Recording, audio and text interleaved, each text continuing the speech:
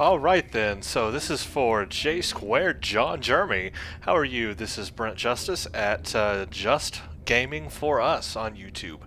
And I am just going to basically show you some areas that you can improve upon. I watched your latest video called Kidnapping, where you started the gateway stuff. That is a really fun two-part episode kind of series thing there, and that will be a lot of fun for you. But I noticed a lot of areas that you can improve on in the game. Now, you are playing an engineer running cruisers, so I have loaded up my engineer also running cruisers. Therefore, our powers are exactly the same, and our skill set will be pretty much exactly the same. There are a couple of things you could tweak differently depending on how you wanted them, but I'm going to show you that. Okay, very first thing to do is you question, could you train your bridge officer powers or reskill them or change them? Yes, you can. So here's the fountain room, you know, where you go to see Admiral Quinn and all that junk. Head around to the right, past the shipyard, and into this next section over here that's called personnel. Come all the way toward the left and then head to this little person right here, and this is called the bridge officer trainer.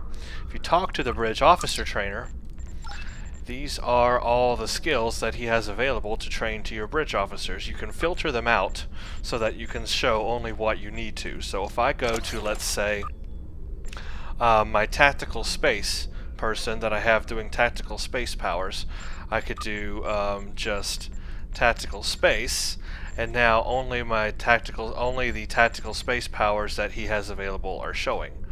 So for the ensign power, I have tactical team 1.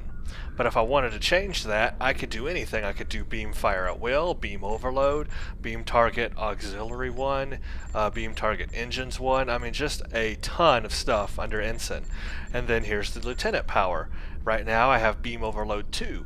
I could change that to absolutely anything. Cannon rapid fire if I was having cannons. Dispersal pattern, tactical team 2, torpedo high yield 2, torpedo spread 2. And then I have the third power. I have high yield 3, so I can come down here to Lieutenant Commander if I wanted to change that. I have those options as well. And then for Commander, if that spot is available, you can train the Commander power as well.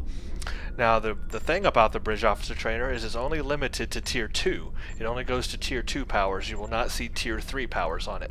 The only way to get Tier 3 powers, for example, like I have Torpedo High Yield 3, is to get a special bridge officer that you may find either while you're playing the game and you get those free bridge officers, or from the exchange. And you can take a bridge officer and instead of having it join your crew, you can take their power, one of their powers that they have, and train that to one of your bridge officers. So you're able to take, like if they have, for example, I took a bridge officer that had specifically a torpedo high yield 3 power, and instead of using that bridge officer, I basically stole his power from him and put that on one of my own bridge officers, so he would have a much better power there. So that's the only way you can get Tier 3 powers, but all Tier 2 powers you can get right here from the bridge trainer, and all it costs is energy credits, and you can see it's very cheap.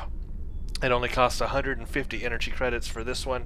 For commander level, 300 energy credits. So we're talking very cheap to buy these powers with.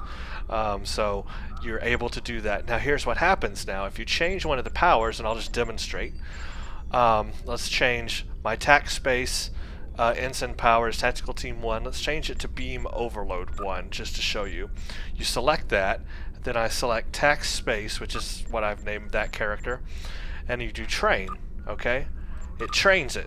Voila. However, now if we go to tac space and we go to skills, it has reset his skill for that power. See, beam overload 1 is now empty, so I would have to totally reskill it, hit accept. Okay, but that's not the power I want for him. I'm going to go back to tactical team 1 on that power, so tac space, train, Okay, I got the power I want, and then I go skill that power up, just like that.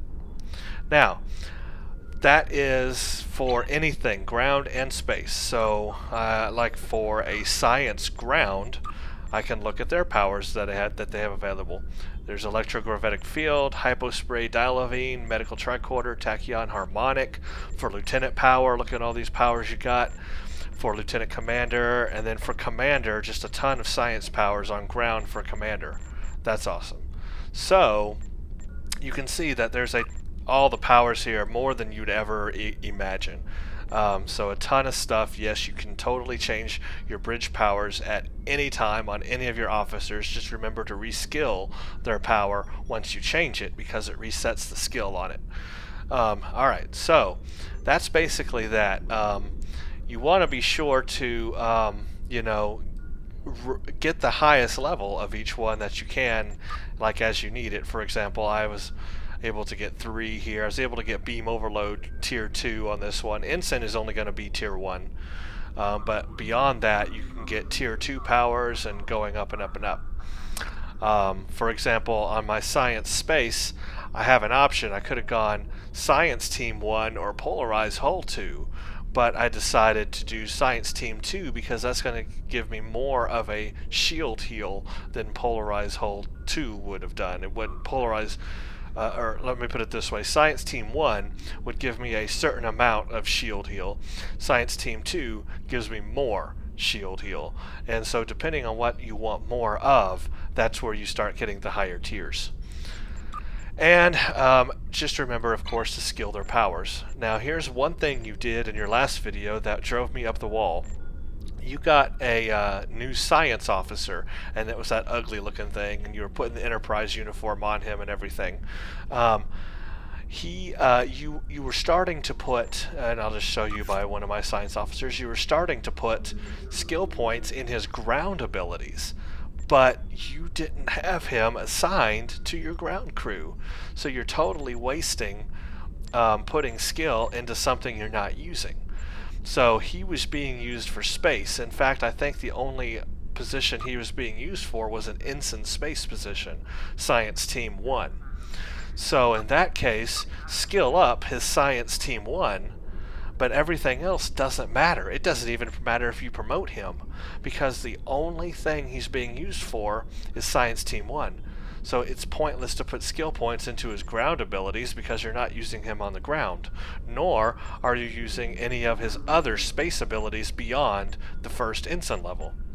So you don't need to promote him unless you tend to use him in the future and expand his powers. But at that specific moment, at that specific time, all you needed to do was skill up his Science Team 1 power and leave him alone, because putting skill points in anything else and promoting him would have zero effect in the game, because things only work in the game if you have them assigned to that station. So if there's nothing assigned beyond the ensign power, for example, like here's an ensign power engineering option that I have enabled, but on this character, the rest of them are grayed out because this is only an ensign level slot. So putting power or skill points into these other areas does nothing because these aren't utilized. They're grayed out. The only one that's used is this one. And if I'm not using this character on the ground, then there's no point in putting ground skill into him because he's not being used on the ground. He's only being used in that one position for space. So it's pointless. And of course, here's where you set your ground people. Now for me, I like to have separate space and ground people.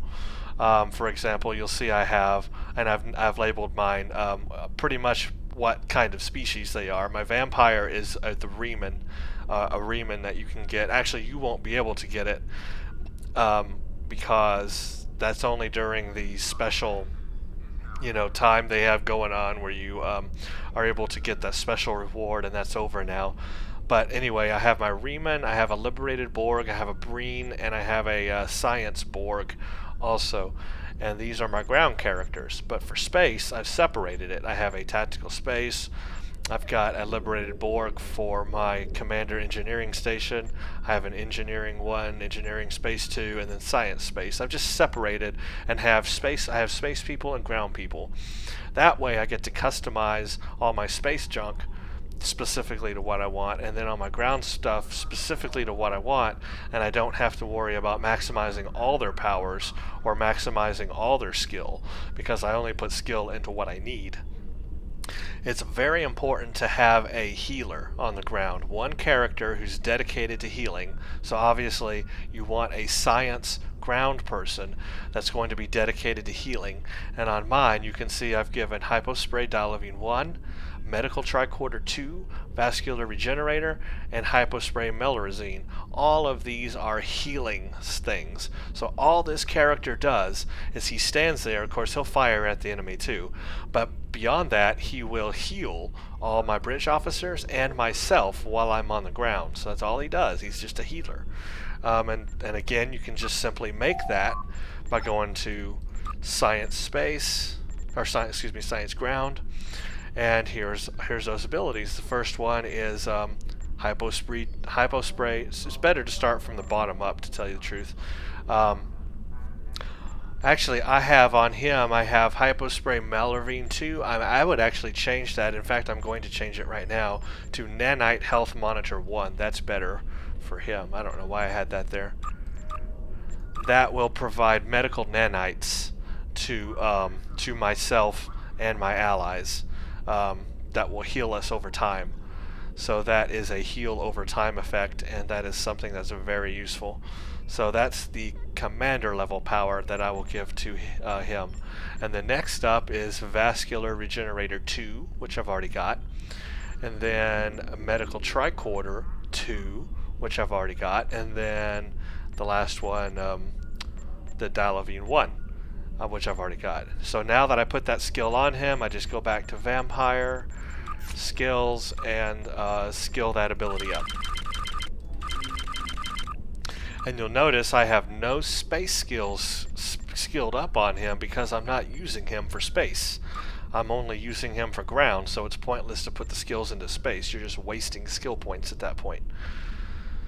So it's always good to have a healer. I like to mix it up. Because I'm an engineer, I have one other engineer, and then I have a tactical officer, and then I have 2 science officers. But you could switch that out and have 2 tactical officers if you wanted, however you want to do it. Just remember to manually set their powers to how you want their powers to be, because that's important. And read. If you hover over this and just like that, it tells you what the effect does. So very important. So that's a basic overview on bridge officer stuff. I mean, I could go into a lot more depth on that, but I mean, you know, pretty much just look at their powers that they have activated. For a cruiser, you want a lot of heals. You want a lot of you want, first of all, emergency power to weapons. You always want to have one of those because you want to hit that before you use your beam weapons, and that will help do a lot more damage. You always want to have engineering team, because that's going to give you a hull heal. Like when your hull is at 60% or 40 or it's falling or whatever, hit the engineering team and it boosts your hull health up. It may not go all the way up, but that depends on the level of engineering team you have and the abilities you put into it, skill points. Next, you definitely always want to have a science team, because that is just like the hull heal, that's a shield heal. When your shields are down and you have no shields on your ship anymore, hit the science team and bam, you gain instant shield regeneration. So engineering team and science team, very important. Emergency power to weapons, very important. On a cruiser, tactical team, at least version 1, is also very important. For 10 seconds it auto-rotates your shields so that whatever side of your ship is taking damage, it directs automatically shield power to that side of the ship. And it does it for 10 seconds. So you hit it and then you wait for it, of course, to cool down and hit it again. That's useful on a cruiser because you're not moving or turning around as much. On an escort, you would turn around real fast and that wouldn't be so much of an issue, but on a cruiser, you're kind of static, staying in one place because they move so slowly. So tactical teams are very important. And because you're a beam ship, you're firing beam weapons and not cannons, you want to look for that beam overload, because if you hit it, like it says here, it upgrades your next beam attack and deals massive energy damage. So you hit it, and then it does like a big burst of beam weapon damage to the enemy. And also, because you're a cruiser, torpedoes are your next big thing. You want to look at torpedo high yield or torpedo spread, because the high yield will upgrade your torpedo attack and do, like, as you've seen, like 2, 3, 4 torpedoes at once. Or torpedo spread will spread out a certain number of torpedoes in different places, and like if you have 3 enemies on the screen, it'll shoot out 3 different, I guess, bundles of torpedoes to each enemy at the same time, so you can like do extra damage to multiple enemies at a time with torpedo spread. But personally, for me, I just find high yield the most useful, because I'm able to do the most damage to one ship at a time. I'm able to take out, because when I start my, before I go into battle, like if there's an enemy I'm going to fire at, I select them, and then I hit emergency power to weapons, and then I hit tactical team, and then I hit beam array overload, and then I hit torpedo high yield. And all of that will happen when I fire my first volley, and pretty much it takes down their shields, and then the torpedoes takes out their ship all in one hit. Then there are other abilities you might want to look at. Aceton beam is good. It does radiation damage to their ship. Reverse shield polarity is awesome. You turn this thing on, and any time your shields take damage, they're automatically regenerated. It's like it takes the incoming damage and turns it into shield health. So that's very cool. I've also got auxiliary power to structural integrity field. This is a hull healing kind of thing, and if I get radiation damage to my hull or anything, this helps remove that. I've also got emergency power to engines, so I can turn faster. And then I have emergency power to shields, so I can buff up my shields again if they're going low.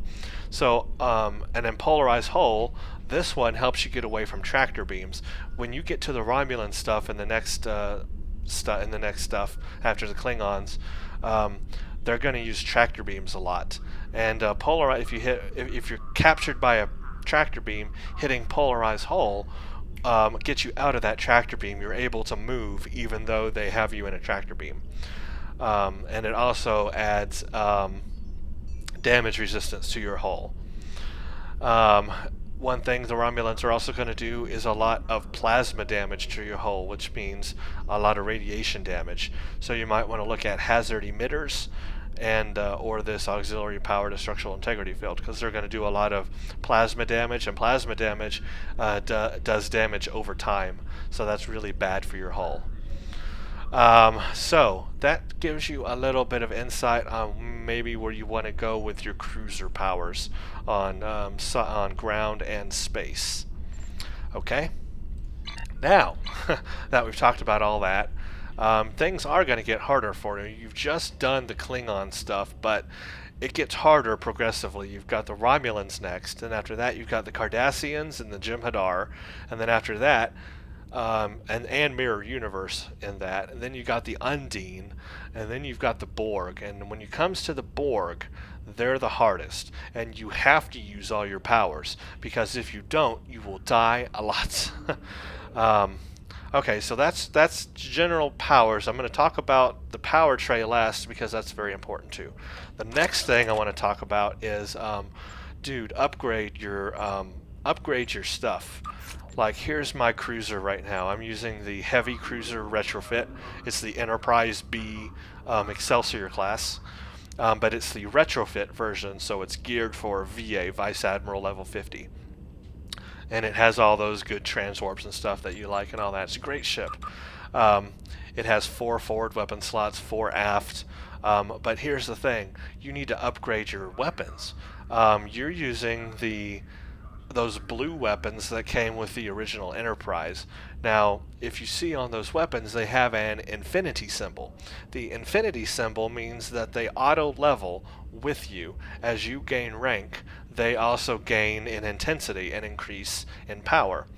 However, they're not always at the most powerful you could be for the level that you're at. For example, you are at Captain now, so you can equip Mark 8 stuff. However, those weapons are not operating at Mark 8 yet because it wouldn't do that until the very last rank of Captain. They're probably at like Mark 7 right now. So they auto level with your rank, but you're not going to get the most powerful version of them until the last rank of that whatever you're in, Captain right now. So you're not getting the most powerful weapons. You're also not getting the most powerful deflector, impulse, and shields. You need to upgrade to Mark 8. You're Captain now. Upgrade with each rank. So you start with like Ensign, right? You're Mark 2, and at each rank it gains basically 2. Mark 2, Mark 4, 6, 8, 10, and then 11 and 12. At Captain, you're Mark 8 right now. When you get to Rear Admiral, you'll be Mark 10. So you can equip Mark 8 stuff, and if you're not doing that, your shields are not going to be good. You need to get at least Mark 8 level shields, and you need to get good shields. Look for Covariant. That's the best shield for a cruiser. You need a good impulse engine, Mark 8. You need a good deflector. Well, I guess really deflectors doesn't matter too much at this level, but just a standard Mark 8 deflector would be fine.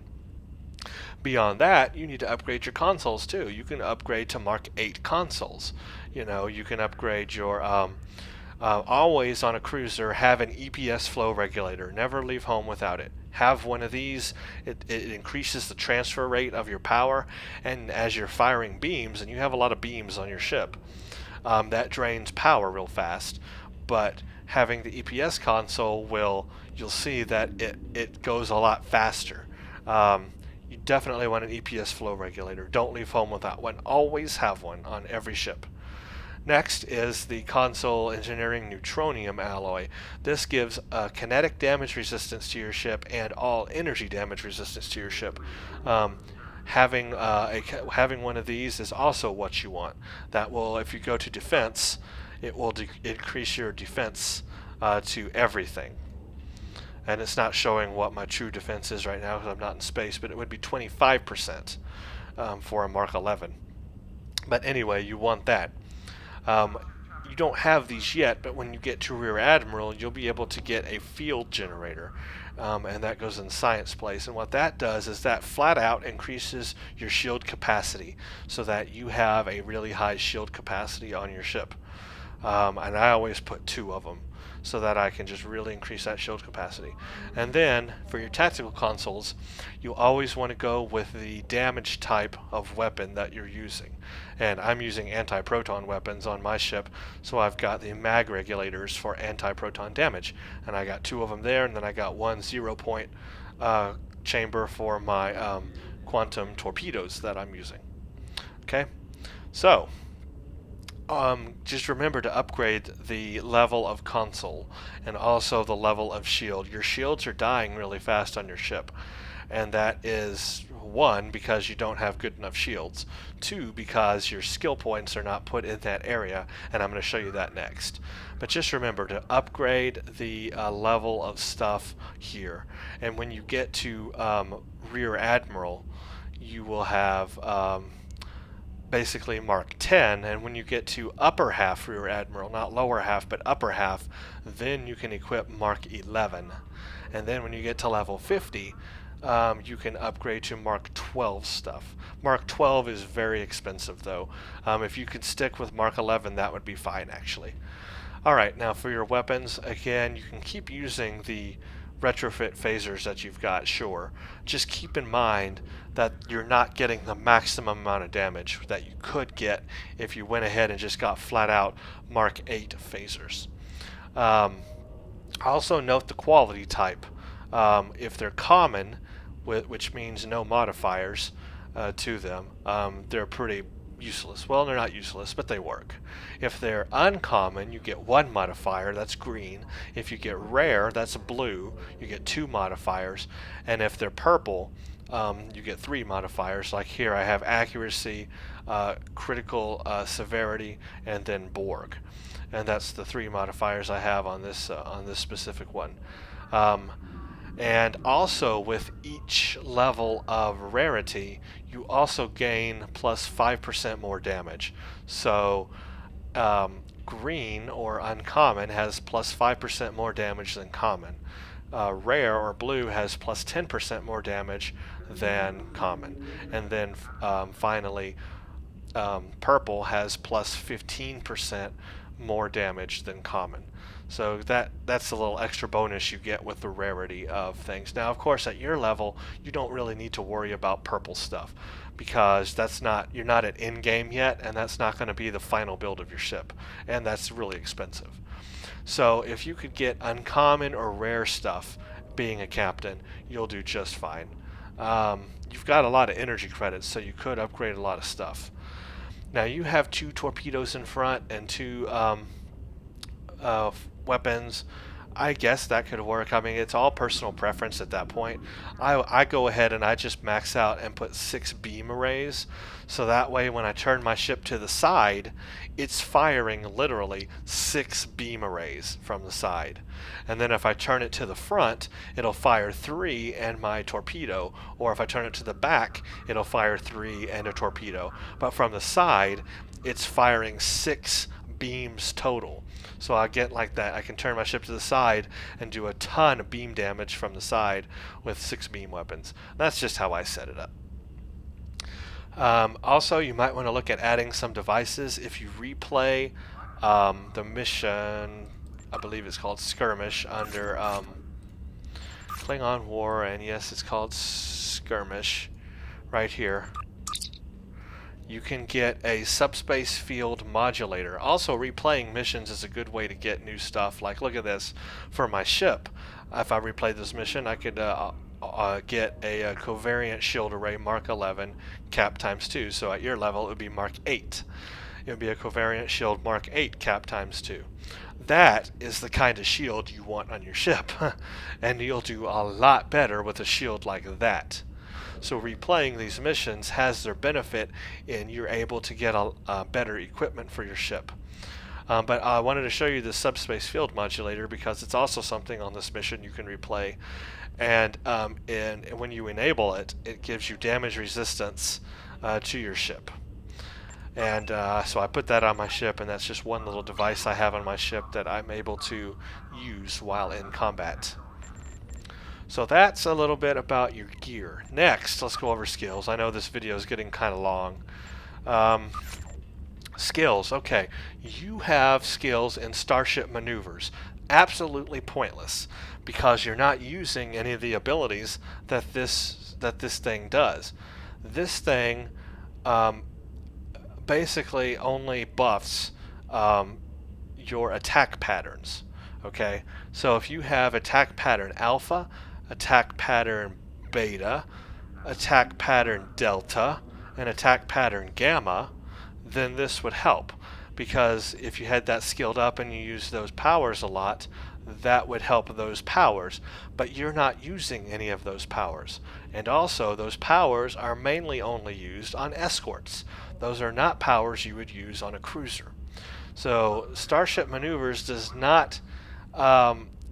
it does say here it increases your defense value, but the skills are better put in other ways, to be honest with you, because it doesn't really help as much as you think it does. And this is really for just tactical captains who have those attack patterns. So remove skills from this. You need to max out your other skills. I noticed you did not have some of these maxed out. Go ahead and max them out. At Lieutenant and Lieutenant Commander, max those abilities. Don't be afraid. Max your starship weapon training. That will increase all your energy and projectile weapon damage. So you want that maxed out. Your energy weapon damage and projectile weapon damage, max those out. And you'll get the most damage you can do. You also want to max out targeting systems. This will help with your accuracy, and accuracy is extremely important because if you're not hitting your target, you're just wasting energy.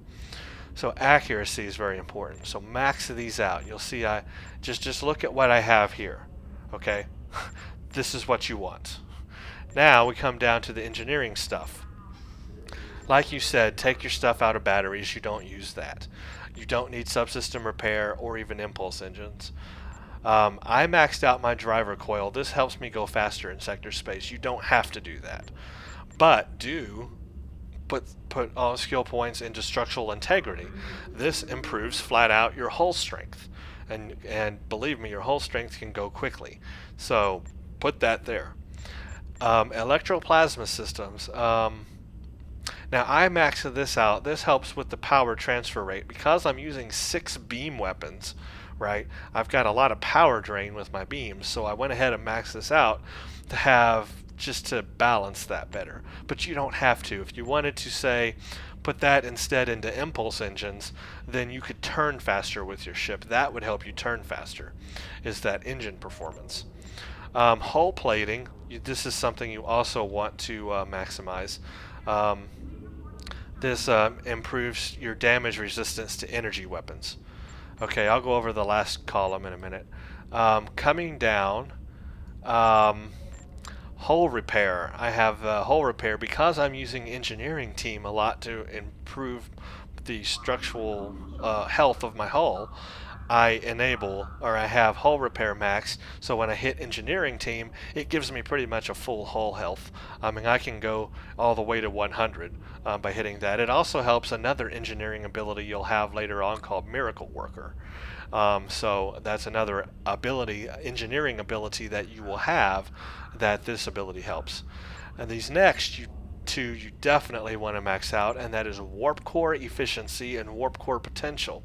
This flat out grants a flat bonus to all your ship's power levels: weapons, shields, engines, and auxiliary. Flat out power bonus to all those systems. You want these maxed out. Shield performance. This is going to grant you a flat out bonus to your shield power level. That's going to give you awesome shield power level. Alright, now coming down to the science stuff, I don't have a lot in here. I have flow capacitors, but I could probably turn that off. It improves your starship energy drain and shield drain abilities. I'm not using that. I need to respect myself and take that power off because I had a different kind of build before I got this ship, and I used that for a different ability, but now I don't need that ability. I can remove that ability, and in fact I would change it to something else, but you want shield emitters and you want shield systems. Shield emitters is going to help science team. When you hit science team, that's going to buff up your shields. Shield systems is going to improve your shield strength. The higher the skill, the more hit points your ship's shields will have, so you want to max that out. And then maybe another area somewhere, maybe like power insulators. That will gain you resistance to shield drain abilities that ships in the future you're going to be fighting will do to you. So look at that. Now for your ground abilities, you only need to put points into the ground abilities that you're using, or your kit abilities. You know, on your character you have a kit. I'm clicking all kinds of buttons here. And the kit that I'm using is Engineering Kit Fabrication Specialist, and it gives me a seeker drone, a quantum mortar, a medical generator, and a turret fabrication, right? So what you want to do is you want to put points into help those things and not into things you don't need. So demolitions, it does chronoton mine, transphasic, and orbital strike. Well, I'm not using any of those, so I don't need to put points into that. Actually, orbital strike I do use, but still. Weapon proficiency you definitely want first of all. That improves your ground weapon damage flat out, so you want that. Now this one, PS Generator, this improves your shield hit points of ground shields. So these two you want. This improves your shields on ground, and this improves your weapons on ground. Now next, I maxed out turrets and drones because I'm using the phaser turret, the quantum, the support drone, and the seeker drone. I'm a turret guy. I like all those drones with me in the sky. I like all those turrets on the ground. So that's the power I maxed out because that's what I'm using with my kit. And then willpower grants us a resistance to hold effects and all that on the ground. And when you fight the Borg, that's important. And then lastly, combat armor will increase the passive damage resistance of your armor. So if you can, put a lot of skill points into that too. Now when we get to the last column, that's where you're not going to have skill points, enough skill points to max everything out. So as you can see, these are not maxed out. I just leave them right there. I do six ticks in basically, and that's sufficient. And you can see I've done that on all of them. Energy weapon specialization improves basically your critical hit and severity with energy weapons, and then the same with projectile weapons. Armor reinforcements improves my hull kinetic damage to my ship. And then weapon performance is a flat out bonus to my weapon power level. Very important because I'm using a lot of beam weapons. And then of course my combat armor. So that is something that skilling like that is what you want to look for, specifically into the things that you use and not into the things you don't use. And what you use depends on what you equip. Like I said, I like the drone stuff. Like, for example, I cannot activate it on ESD, but here's my drones. Here are my turrets. I have turret fabrication, which enables a turret on the ground, and then a quantum mortar on the ground, and then this also enables a support drone in the sky, and this enables a seeker drone. So just as one character, I can enable 4 different things that will attack my enemies at the same time I am. Plus, consider my bridge officers are also attacking enemies and also have their own stuff, right? This is orbital strike. This is an engineering ability that you also have. My reroute power to shields, my quantum duplicates, my Horda, my other powers, remodulate for the Borg. That's very important. The one thing you're not doing, I've noticed, is hit P and go to unlock tray. And these are all my ground skills that I have. So this is all my ground abilities that I have. You need to go through this and put these abilities on your power bar, on your power tray for ground. You can increase your power tray. You have it set at 1, so you're not looking at much. Just hit this little button here and you can go to 2 columns, or hit it again and you go to 3 columns, and you have a lot of room now to add all your powers. I find 2 is sufficient for me, but you hit P and these are all your powers. So like my cover shield, where's that? I don't even have it. There's my cover shield. So like you can remove powers just by right clicking and dragging the icon away. That makes it go off your bar. Now here's that power that I had in that same place. I just right click on it and drag it into my power tray, and there it is. So you can move these all around wherever you want them. But they're important. Like this one, you don't even know you have this, but you do. It's called engineering proficiency. And when you enable it, you get automatic shield regeneration for 1 minute, and you get all damage resistance for 1 minute on the ground. And that goes for all your bridge officers and you. Well, see, there's mine. You never use it. But you see, I put it on my bar, so I know to use it in combat. And it looks like that, and it does awesome stuff. So you need to put these powers on your bar because they're extremely useful. That's where all your powers come from, and you gain, here's something you probably don't even know, you gain new powers at each rank. So like when you started, well, let's just go to captain because that's where you're at now. This will be easier to show you. Captain. So at captain, you're at level 30, right? You get a new ship, permission to buy next rank of ships. At 31 you get duty officers. But at level 32, look at this, you get a new captain space ability called Abandon Ship. So that's a new ability you get, but if you don't put it on your hotbar, then it's not going to be used because you can't use it unless you click the button.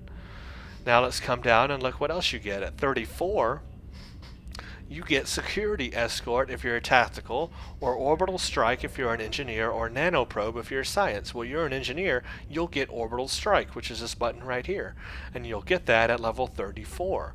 But again, if you don't put the button down there, then how can you use it? And you get one more at level 37. If you're an engineer, you get miracle worker. That's a space ability. So, but again, if you don't put that button on your power tray, it's useless. So at Captain, as you can see, there are 3 new abilities you get. Well, this has been going on since you started the game, and you just haven't put the buttons on the thing. You get at level 1, you get a new ship. You get Lieutenant Space ability at level 2. You get a new Lieutenant Ground ability at level 4.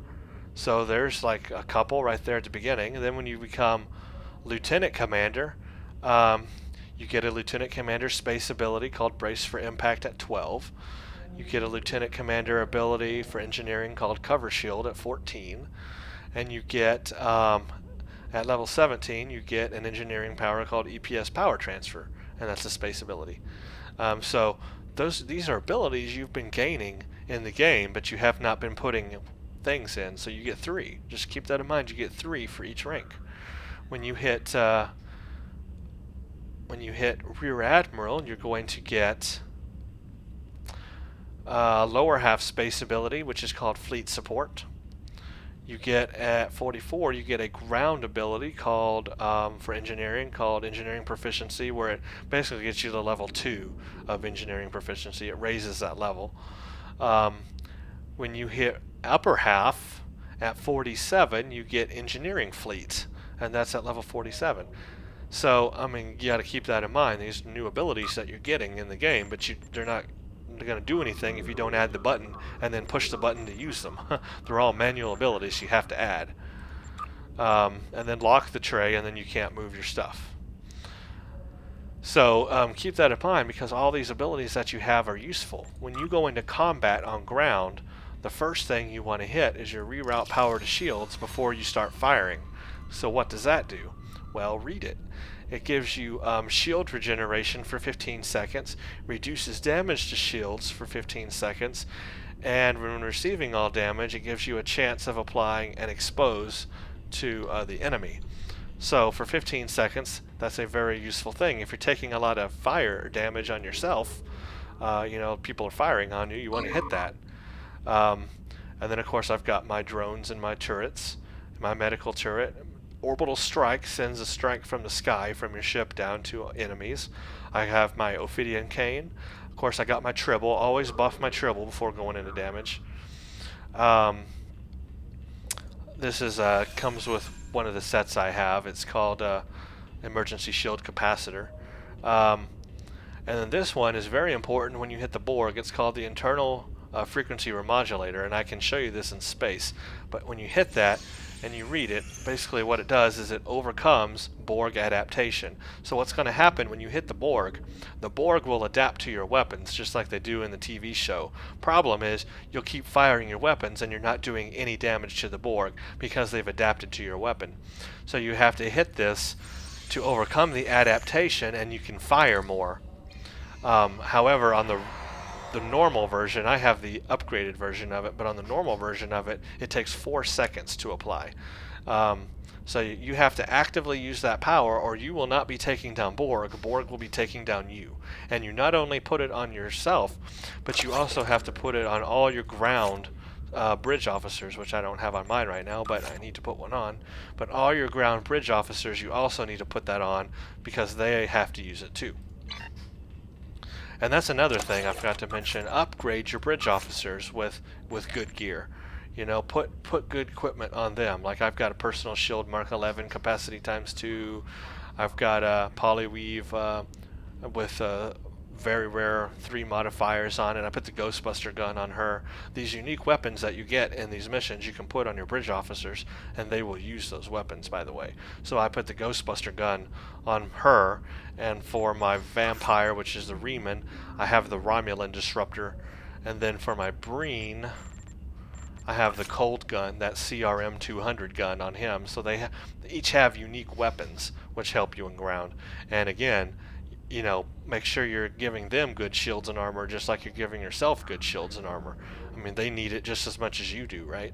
So, you know, give them that stuff. Also give them tribbles. They will use tribbles too.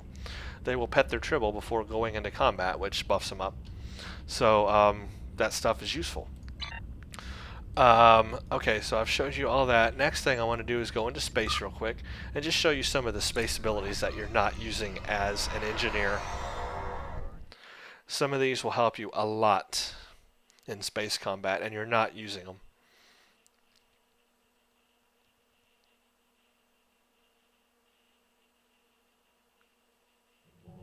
Okay, so here's my ship. First one that you're not using is this one right here called Rotate Shield Frequency. This provides shield regeneration on your ship for 30 seconds for each facing, and it reduces damage to shields for 30 seconds. So basically it reduces damage to your shields, plus it regenerates your shields automatically, and it looks like this. So all you got to do, hit that before going into combat, 30 seconds. You know, right before you attack your enemy, hit that. And that will help for 30 seconds, right? Another ability, let me just get out of the way of everybody here. Just get away from all the noise. Alright. Another thing you're not using is this one right here, the EPS power transfer. This raises all your power settings for 30 seconds. So it's useful because it raises your weapon, shield, auxiliary, and engine power for 30 seconds. So like here's my power settings right now. I've got 123 on a weapon, 75 on shield, 46 on engine, and 46 on auxiliary. Now watch when I hit this. All my power levels go up. Now I'm like 125 here, 107 here, 78 here, and 78 here. So for 30 seconds, all my power levels are a lot higher. That is extremely useful. And it lasts, you know, 30 seconds is quite a while, quite a good time that all my power levels are that high. So while I'm in combat, that is useful to both my weapons, my shields, and engines, and everything. I can turn a little faster and all that, and there it goes back down. One other thing I like to use is emergency power to weapons, because I hit that before firing my beam weapons. When I hit that, it completely maxes out my weapon power. And by maxing out my weapon power, 125 is as high as you can go, but by maxing out my weapon power, it holds that and gives me basically an energy, damage, and all that for 30 seconds, weapon power setting for 30 seconds, and that just gives me more power to my weapons. It sustains it, because as you're firing 6 beams, that drains a ton of power from your weapons. Here's tactical team. Again, what that does is as ships are firing at me, it redirects shield power like this, just like I'm doing manually, to whatever side is taking damage, so that it constantly regenerates shields on that side. Here is the Science Team 2. That's an instant shield health if my shields were down. It shares a cooldown with Engineering Team, but Engineering Team is the one that gives you hull health. So if your hull is down, then you hit Engineering Team and you get an instant hull heal. That's what that looks like. Reverse shield polarity, again, that's an awesome one. As you're taking damage, your shields automatically regenerate because it uses the incoming energy weapon that's firing on you and turns it into shield health automatically. It lasts, it doesn't last for that long, 13 seconds, but it is still a very cool power. If you're taking a lot of people firing on you at once, very useful. Here's polarized hull. That will get you out of tractor beams and also strengthen your hull. This is just like on ground, you have an engineering ability in space. This one's called Engineering Fleet, and it affects friends and selves, gives you all damage resistance and starship hull repair and warp core potential for 30 seconds. So enabling that while you're in combat also helps. Okay. Now when I'm firing my beam weapons, I always hit beam overload 2 before firing. That upgrades my beam attack, so I do a real powerful beam damage to them. And then high yield 3 torpedoes does that torpedo damage. This is another power you get in space that you have not added called Nadion Inversion, and it gives you a resistance to power drain. So like as I'm firing my 6 beam weapons that's going to drain a lot of my power, I hit this, that reduces the power drain that it's taking on them. So enabling that and then beam overload 2 will have less of a drain on my overall power. This is another interesting power you'll get at Rear Admiral, I guess, called Miracle Worker. And basically, if you're hurting a lot and your shields and your hull are down, this gives you instantly a huge amount of hit points and for your hull and a huge amount of shield regeneration to your shields. So you hit this and it gives both your shield and your hull a huge improvement. So if you're fixing to die, hitting this will save your life. And then of course you get fleet support. When you get down to a certain level of hull damage, this will light up, and I think it's like 50% or less. And then you hit this and you can summon allied ships. There'll be holographic ships that will come in to help, it's just one, but it will come in to help fight the enemy with you. And then this is my aux to structural integrity field. And then this is that other thing I was telling you about, subspace field modulator. Does that. Helps resistance to your hull and all that. Now, one other thing that I've noticed you doing is that you use the mouse when you're increasing your power level here. Well, that's very inefficient. Instead, put your fingers on WASD just like you'd play any game, and use E to go up on power and use Q to go down on power. So here's E goes there, E, E, E, or Q, Q, Q, Q to go down in power. Now that way I'm able to hit up, you know, go that way really fast, but this way while I'm in combat I can change my, you know, speed down to here so I can still turn. But, you know, whatever I need to do, I can just do that really fast with the keyboard. And if you want to go into full impulse, that's R. Or not R. That's, it's not T. It's something that I forgot. Usually I just hit that. But R takes you from full power to full stop, or full stop to full power. And then I use my keys on my keyboard to move, you know, the ship. And I use the right mouse button on my mouse to move the camera. Now, while you're in combat, one thing you want to do is move around a lot. Moving around is a good thing. Keeping your speed up is also a good thing, because watch this. When we look at our stats for defense, my sitting stat where I'm just not doing anything, I'm at negative 15% bonus defense. But as I increase my speed, see I've gone up 1 notch, it goes to -4. If I go all the way to max, my bonus defense increases to 29%. So the faster you're moving, the more defense bonus you have. And as I slow down, that lessens. Okay? So it's important to keep moving. Don't stay static and don't stay still. Whatever you do, don't stay with 0 power. If you stay at like half power, at least you'll be in positive bonus defense. As you can see, my hull strength is very powerful. My resistance, because of this console, is good. If I take that off, see my bare resistance is like 14%. Put that on, 25%. For my shields are at 11,600. Now if I take both of these consoles off, you'll see what they are normally. With this shield I'm using, which is a Mark 12 Mako shield, 9,000 is my shield cap. But I put a Mark 12 one of these on, goes to 10. I put another one on, which is only Mark 11, but still helps. Goes to 11.6. So 2 of these, you know, greatly help my shield capacity.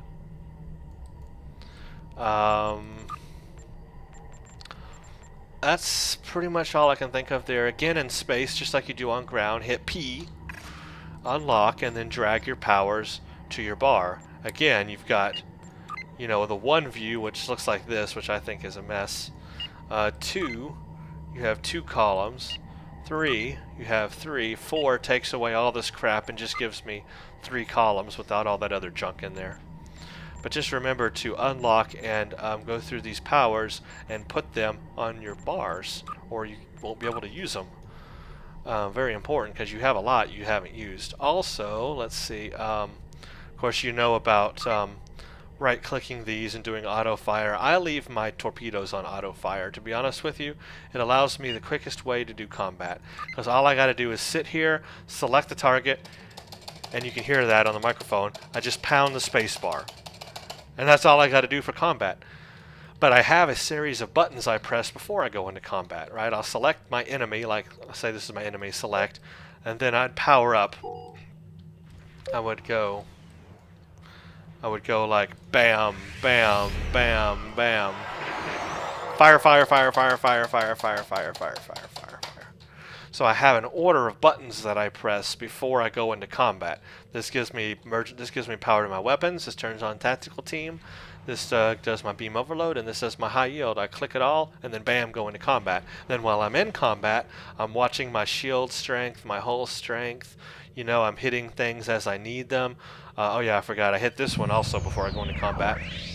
Then if my shields are going down, I hit that, I hit that, I hit that, or whatever I need to do. My power, if I need more power after I do that, then I go here. And I even have a red matter capacitor for more power.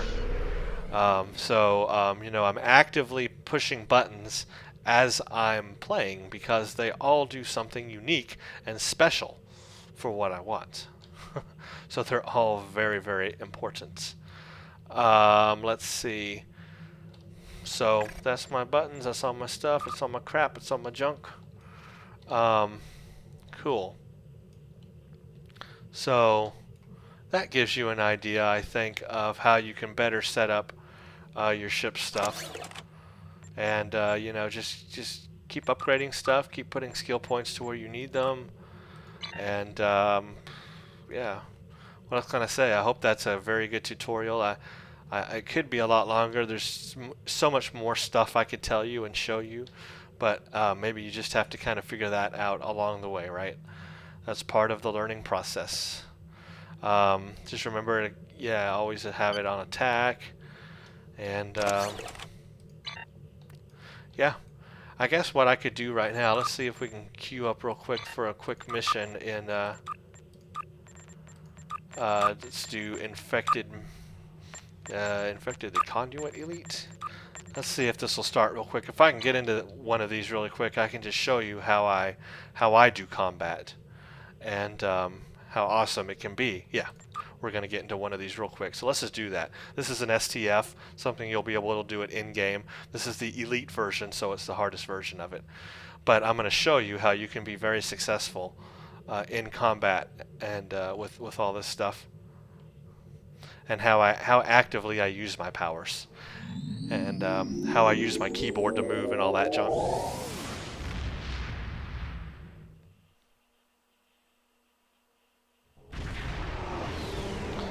So here we are in an STF. Engage the Borg.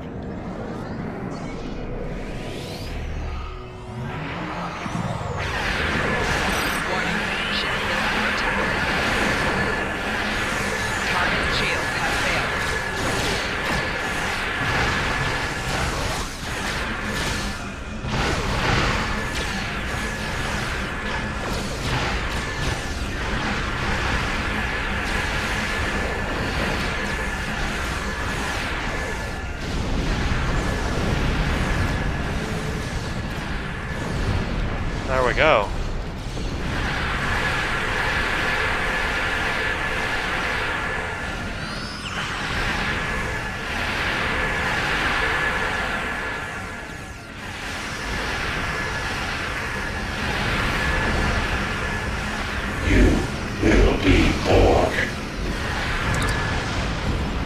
There we go. See, if you don't use your powers, you're going to be in big trouble when it comes to the Borg. Because you will have to use your powers a lot. And you have to know where they are and what to use when. Warning, ship is under attack. Target shield has failed.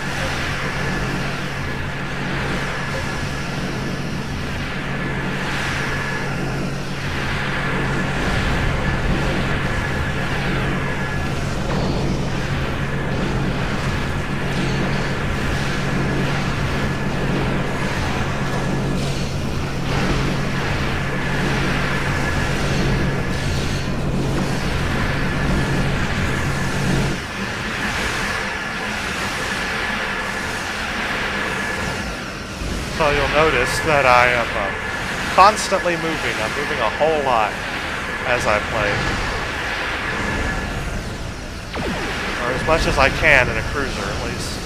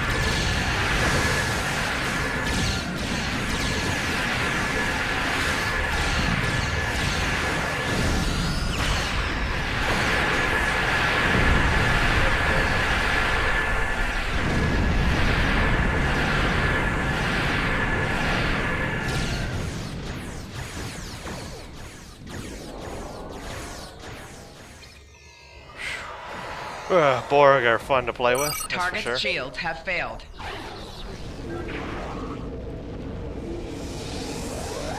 Warning, ship is under attack.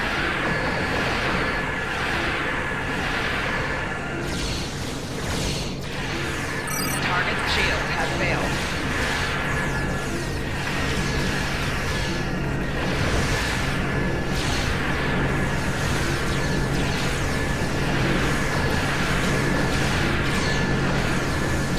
See, look how many things I just had to turn on just to stay alive. Barely stay alive, I'm dying. Oh, let's hit that.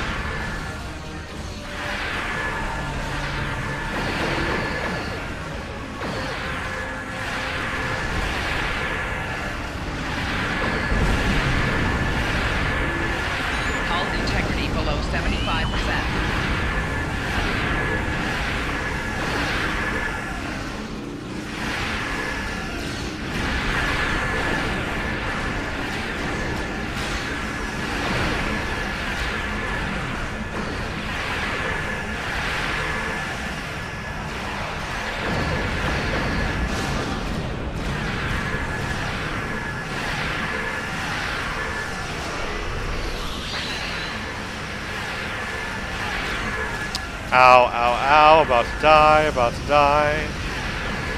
Oh, crap. Almost a flawless victory. Almost. So close. But the tactical cubes here, they can one-shot you dead. There's nothing we can do about that. And I have taken damage now. Energy weapon systems malfunction. Great.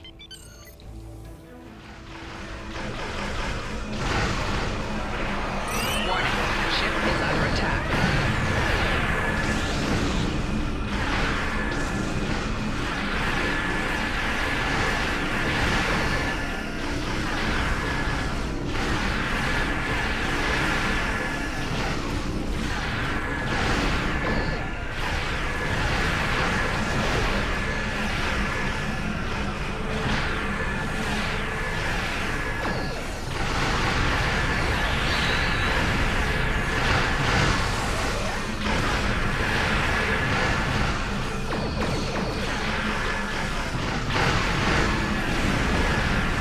Yay!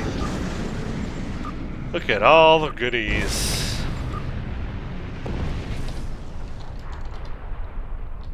And that, my friend, is how you do combat in Star Trek Online. Of course, now I need to go heal my damage, but pretty awesome.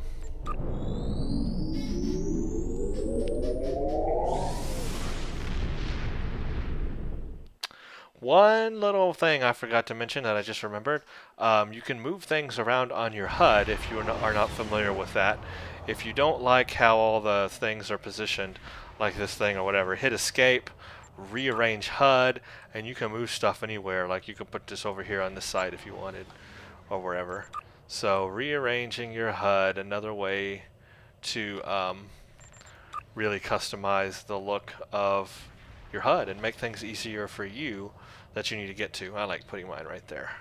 So that's it, my friend. That is, I guess, a longer than I expected tutorial on powers, abilities, power tray, and just trying to make a good build for yourself. So I hope people learn from this. I may even make this public. Because there's a lot of good information I had in here actually, and I'd like to get all that information out there for people so that they can understand how to build a good ship, a good crew, and all that junk. Obviously, this was just an engineer. You could do a whole thing on tactical and a whole thing on science, so it can really get in depth. But at least that's an engineer cruiser setup for you, and I like mine. It's pretty good. I don't have the best weapons yet. I'm working on it. I finally got the advanced fleet. I got the fleet quantum torpedoes, but now I need to get fleet weapons. I've still got the old Borg weapons from before the changeover, so I need to get some updated fleet weapons and stuff. And I got another console slot that I'm trying to think of what to put there. But yeah, pretty good setup overall. So yeah, you can definitely make a good build for yourself. Okay, so I hope that helped everybody, really. Anyone who's going to see this video. I just hope it helped. All right, thank you for watching. Thank you for sitting through it. I know it turned out to be a lot longer than I intended, but hopefully people will get something out of it. Thank you for watching. Check out my channel, Just Gaming for Us. Check out J2's channel as well, and just everyone have fun gaming and Star Trek Online. Yay for everyone.